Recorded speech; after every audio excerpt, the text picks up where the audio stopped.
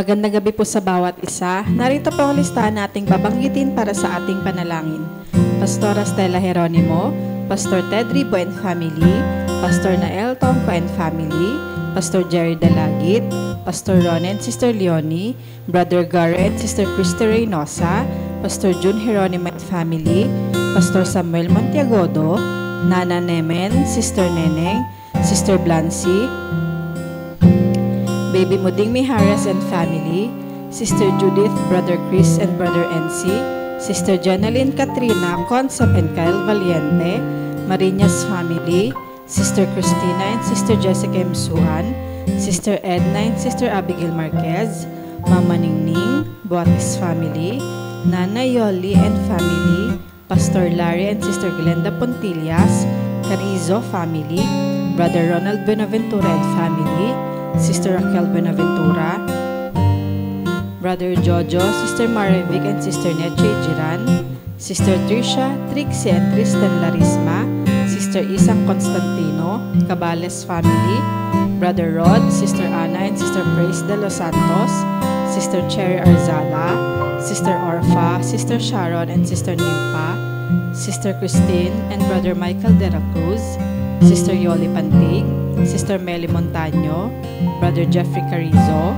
Sister Feli Dizon, Sister Caroline Bocohan and Sister Nancy, Maulaw and Family, Brother Marvin Lau, Sister May Santos, Sister Pina Montiagodo, Sister Edel Castro, Brother Reynaldo Rodriguez, Sister Joy Acosta and Sister Eleodora Medina, Nanay Lionel Lopez, Brother Julius Pantig and Family, Sister Fen MJ Danganan, Brother Dixon Paras, Brother Richard and Brother Scott Michael Wayan, Brother Gerald Handa and Family, Sister Sarah Licardo, Brother Brian Bernardo, Sister Cam Saito, Sister Nihal Abdul Rauf and Brother Alexander Mamao, Sister Cecilia de Sahagun, Brother Delio Larin, Sister Liway Apo and Family, Brother Francisco Fabiliar, Brother Sam Benisano, Sister Baby Orsabia and Sister Belen, Brother Jerry Lazaro and Family, Sister Zea Callejo,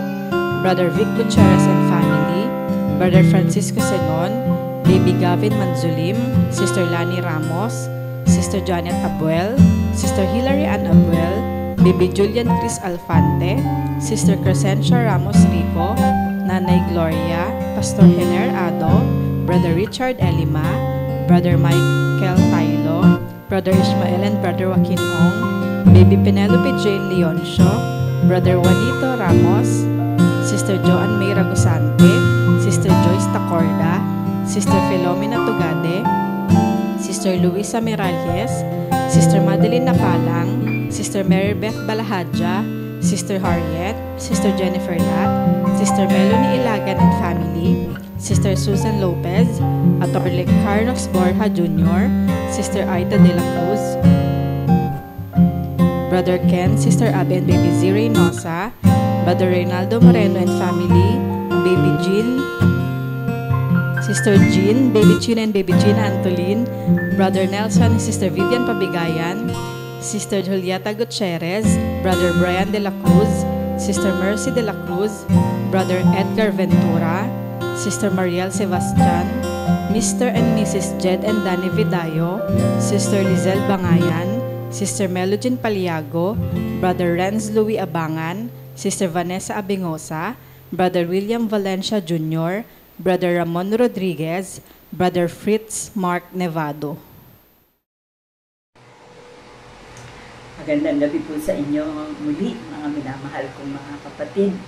Sa inyo po ng mga kapatiran sa Iglesia ng Piel at gayon din po sa lahat ng mga kapatid sa Iglesia ng Pasong Tabo. At patuloy po tayo sa ating panalangin. At bago po tayo manalangin ay nais ko pong magbahagi sa inyo ng salita ng Panginoon. At ito po ay mababasa natin sa mga awit.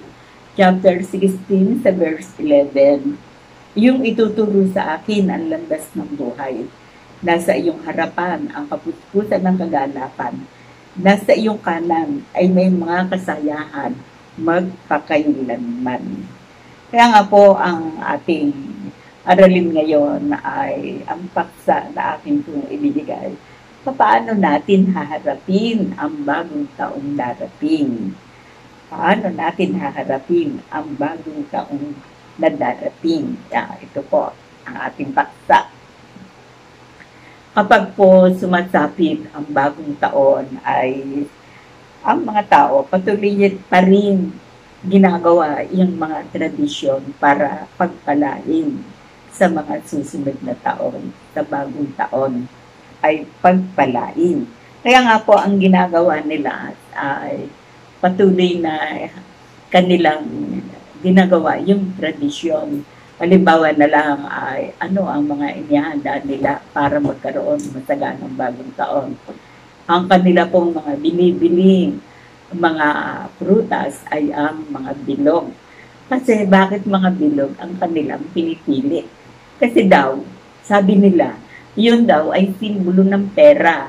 Kasi yung perang mga mga coins, mga bilog, ay yun ang kanilang paniniwala. O kaya nga, ang kanilang mga inihanda, mga pagkain, bilog. At hindi lamang yon, pati po yung kanilang mga damit na isusuot sa bagong taon ay meron din po mga design ng mga bilog-bilog. Halimbawa, yung mga polka dots, may mga design ng mga bilog-bilog. At yun po ay naging tradisyon na nila. Kung kaya nga, ang iniisip nila, pagka ganyan, bago maghiwalay ang taon, punong-puno ng mga pagkain bilog, mga bilog na mga prutas. At ang paniniwala nila sa ganung paraan, sa darating na bagong taon ay sasagana sila. Iyon ang kanilang paniniwala. At pati sa mga damit, inuulit ko po, ay yun pa rin ang kanilang mga tradisyon. Kailangan sa bagong taon, meron tayong mga damit na polka dots, bilog-bilog din. At alam nyo, kami manong hindi pa man ng palataya, ang tagal din nabilog din kami doon sa ganung mga maling kaparaanan na akala namin na sa ganung paraan magkakaroon ng masaganang bagong taon. Pero, ang masaganang bagong taon, ito'y magagaling sa kamay ng Panginoon. Kaya nga po, ang panalangin dito ni Haring David ay sabi dito na yung ituturo sa akin ang landas ng buhay. Ituturo ng Panginoon ang landasin natin, landas ng buhay.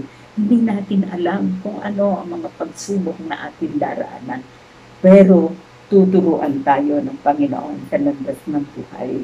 At ang kanyang mga pangako pa, sabi rito, nasa iyong harapan ang kapuspusan ng kagalakan. Sa harap daw ng Diyos ay inihanda niya ang kapuspusan ng kagalakan. Ano yung kapuspusan ng kagalakan? Una, ibinigay niya sa atin ang kanyang banal na espiritu. Ang banal na espiritu niya ang umaaling sa atin. Ang banal na espiritu niya ang pumapatnubay sa atin. Kaya yon ang nagbibigay sa atin ng kapuspusan ng kagalakan. At ang sabi pa, nasa iyong kanan ay may mga kasiyahan magpakailanman. Yung kasiyahan magpakailanman, hindi lamang sa tuwing darating ang bagong taon, Happy New Year, period. Ang sabi rito, ang kasiyahan na ibibigay sa atin ng Panginoon, magpakailanman. Hanggang tayo nabubuhay, hanggang sa kabilang buhay, taglay natin ang kasiyahan na nanggagaling sa Panginoon.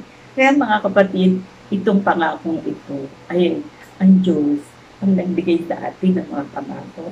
Hindi natin alam kung ano ang ating mga dadaan ng pagsubok sa buhay. Pero salamat, ito pong mga salita niya ay may pangako. Ang sabi rito, yung ituturo sa akin sa landas ng buhay. Ang landas ng buhay. Nasa iyong harapan ang kapuspusan na kagalakan. Hindi po yung kaharap natin mga bilog-bilog na mga pagkain, mga prutas. Sa harapan ng Panginoon ang kapuspusan ng kagalakan. At sabi pa rito, nasa iyong kanan ang may mga kasiyahan magpakailanman. Ano po yung sinasabi sa kanyang kanan, ang kapuspusan ng kagalakan? Siyempre po, yung kanang kamay ng Panginoon ang naglalaan sa atin para tayo ay mamuhay. Hindi lamang kagalakan, mapuspos tayo ng kagalakan sapagkat ang ating Diyos ibinigay ang banal na salita na sinasabi niya. Ang mga salitang ito pinagkakaloob ko sa inyo upang magkaroon kayo sa akin ng kagalakan at ang inyong mga kagalakan ay malubos. Ito po ang salita na sinasabing magbibigay sa atin ng kapuspusan ng kagalakan. Ang kagalakan, ang kasiyahan magpakailanman, sapagkat ibinigay niyo sa atin ang banal na Espiritu, umaaliw sa atin, tumutulong sa atin, pumapatnubay sa atin. Kaya pinangako niya, ang ating kagalakan ay magpakailanman. At bukod sa banal na Espiritu na umaaliw sa atin, ay ibinigay niya ang kanyang salita na ating babasahin araw-araw. Na sinasabi po niya, ang mga salitang ito ay sinasabi ko sa inyo, pinagkaloob ko sa inyo upang kayo magkaroon ng kagalakan. Upang kayo magkaroon ng kagalakan sa akin at lubos na kagalakan. So, yun po ang mga pangako ng Panginoon. Sa kanyang mga salita, magkakaroon tayo ng lubos na kagalakan. Sa kanyang mga salita, magkakaroon tayo ng kasiyahan. At sa kanyang banal na Espiritu, ang pangako niya, ang kasiyahan na ibinibigay sa bawat isa sa atin, ang kasiyahan magpakailanman. Kaya mga kapatid, napakapalad po natin na kahit tayo ay daraan sa iba't-ibang pagsubok ng buhay sa darating na taon, kasama pa rin natin ng Panginoon. At dahil kasama natin ng Panginoon, ituturo niya raw sa atin ang landas ng buhay. Di po ba? Nakakagalaw. Ang magtuturo sa atin ng landas ng buhay, mismo ang Diyos na lumalang sa atin. At ang kanyang pangako dito, bibigyan niya tayo ng kasiyahan magpakailanman. Sapagkat ipinagkaloob niya sa atin yung banal na Espiritu, ang banal na salita na nagbibigay sa atin ng lubos na kagalakan. Kaya, purihin natin ang Panginoon. Purihin natin ang dakilang ng pag-ibig. Purihin natin ang dakilang katapatan ng Panginoon. Sapagkat ang kasiyahan na kanyang ibinibigay sa atin at ibibigay kasiyahan magpakailanman. At tayo po ay patuloy na umasa ang katapatan ng Panginoon ng mga nakaraang taon. Ang kanyang katapatan ay nananatili na ating maaaring panghawakan at pagtiwalaan. Ang kanyang pangako, ang kasiyahan na kanyang ibinibigay sa atin magpakailanman. Tayo po ay manalangin. Panginoon, maraming nga pong salamat. Ibinibigay niyo po sa amin ang mga salitang ito sapagkat alam niyo na daraan kami sa landas ng buhay sa iba't ibang pagsubok. Ngunit salamat, Panginoon. Sabi niyo, inyong ituturo sa amin ang landas ng buhay. Sa inyong kanan ay may kasiyahan magpakailanman.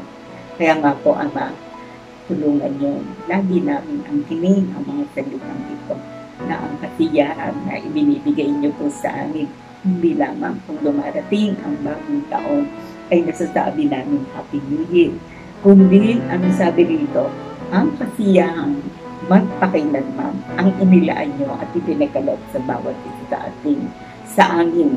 Kaya kaming magkakapatid sa Iglesia ng Fiel, kaming magkakapatid sa Iglesia ng Pasang Tamo, bigyan niyo kami na isang espiritu na kami ay nananatili sa inyong mga salita, sapagkat ang salitang ito ang magbibigay sa amin ng lubos na kasiyahan na ang iyong pangako ay tapat magpakailanman.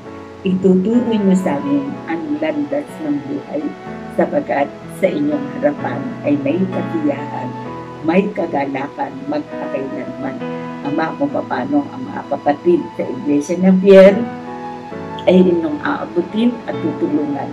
Maging ang mga kapatiran namin sa Iglesia ng Pasang Tamo, meron po mga may karamdaman.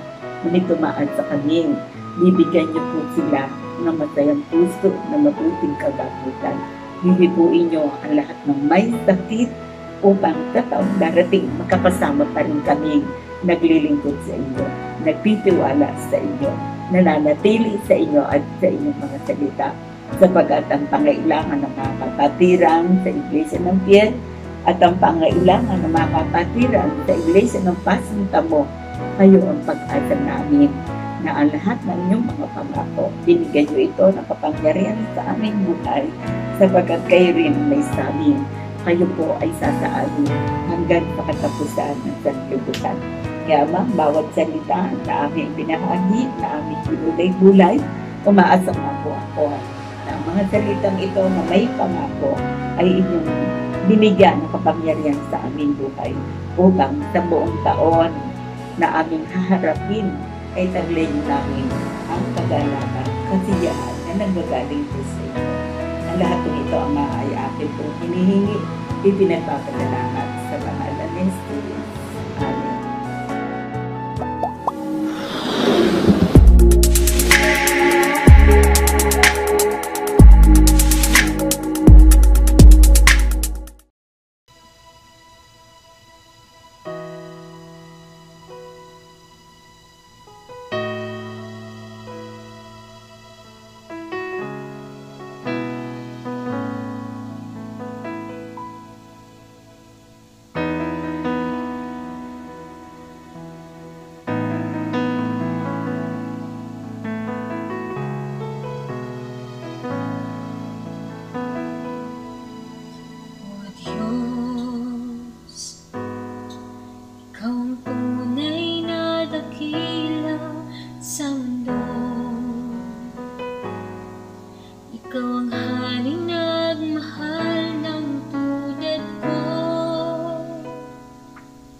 Ginawa mong lahat, pag-ibig mo ay tapat at wagas. O Diyos, walang papantay sa